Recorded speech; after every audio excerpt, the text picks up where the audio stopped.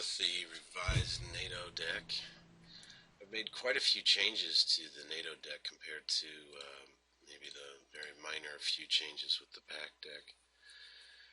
And I'm still not completely satisfied with this deck, but we'll just work our way through it. I got the VAB command vehicle in there because of its speed. The Hemmet is a nice armored supply vehicle.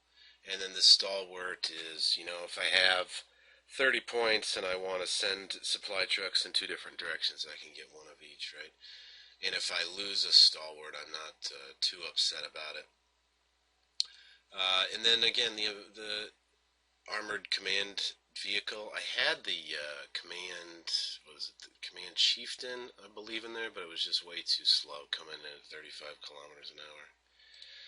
And that's for the conquest maps too. So, the Milan F2, they're the best NATO ATGM, period. So, Royal Marines in links, I like them. They're very good.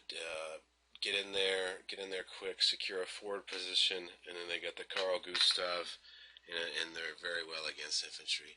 The assault engineers, even though they've been nerfed several times, I still use them. But they're on the border of being taken out of this deck.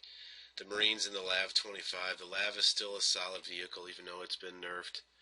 And then the Delta Force and the Humvee, I believe that per cost, these are one of the best infantry units in the game. And twin chaparral sets right here. Very nice, very nice. Keep them fueled up, and you won't have any problem with aircraft, along with a mortar Roland 2 in the background. I keep the Roland 2 in the back as kind of a cleanup for planes, and by the time a Raven or an Su-24 can lock onto it, it's already been stunned up by the chaparrals in the foreground. And then two pieces of off artillery in case we get into a camp fest. I don't pull any punches with my tanks. I just bring heavy tanks.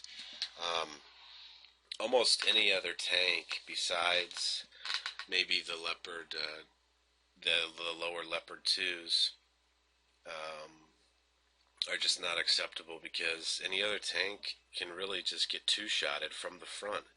And when I play tanks, I roll them forward, and they stop and attack. And as soon as they get stunned or lose 2 to 4 bars of health, I roll them back into the woods until they get repaired. But with any other tank, a lesser tank, a Sheridan, a Patton, it can go boom boom from the front and be dead. And I don't use the lesser of the Abrams because it's gun. You'll notice I took the M1IP out because if it was going up against a heavy tank, it was inefficient up to until I got within 1,400 meters. So why do I need a tank that needs to get within 1,400 meters of an enemy? It's ridiculous, right? Because I am constantly rolling back and forth, and I'm engaging my tanks only at max range. Okay? With the Recon, I've had the Marine Jaegers in here from day one, and I keep them in here. They come in a cheap helicopter. They're great. They run fast. They have a sniper rifle. What more do I need to say? The Cayuse, it's a nice, small size profile, cheap recon helicopter. And then I put in the Bradley because I like its range and effectiveness both as a recon vehicle and firing the tow missile. And then also a Bushmaster, so if infantry does sneak up on it, it can quickly eliminate that. The tows are just in here. They don't really have to be. I don't think they're as effective as they could be. They just get destroyed by anything. In everything that Pact has is an armored ATGM vehicle. So, this tow jeep, all 4 of them really have to fire and then connect on, let's say, a T-80B or something to really, or else they're all gonna be shot and dead, which I've seen. So I don't know, but hey, they're in there. It only cost me 1 point. Where else can I put? Maybe I could put one more tank in. I don't know. That's something it could come or go. I'm not real excited about the tow jeep, right?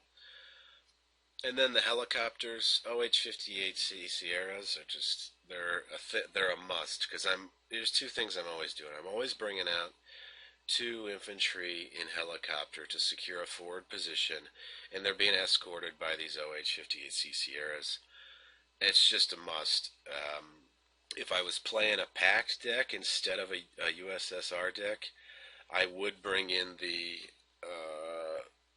well, I don't remember what they're called right now because I don't ever use them because I can't. I never use a packed deck, but they're the helicopters that fire anti-air missiles.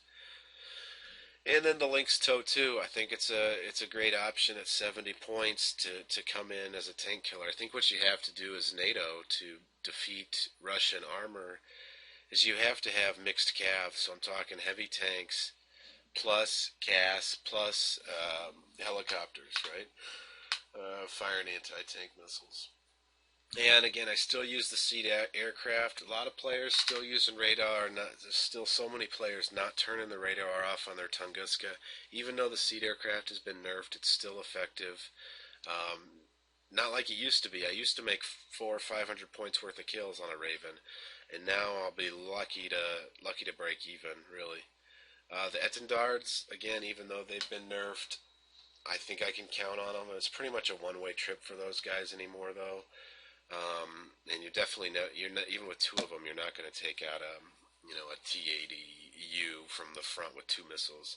And if you go at the side, you're bound to damage of them. One of these missiles is probably going to miss. All right.